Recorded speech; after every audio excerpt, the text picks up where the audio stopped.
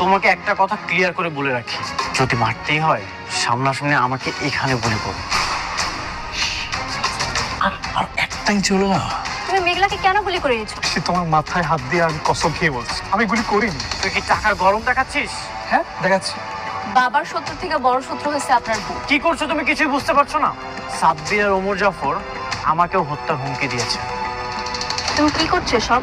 আমি বলছি সাব্বি, তোমার বৃষ্টি বলছে। আমার বৃষ্টি বলছে জমি তো ছেড়ে দিতেই হবে। তুমি যেমন করে গুলি করতেছো এমন করে গুলি করলে মানুষ তো দূরের কথা কুকুর বাচ্চাও মরবো না।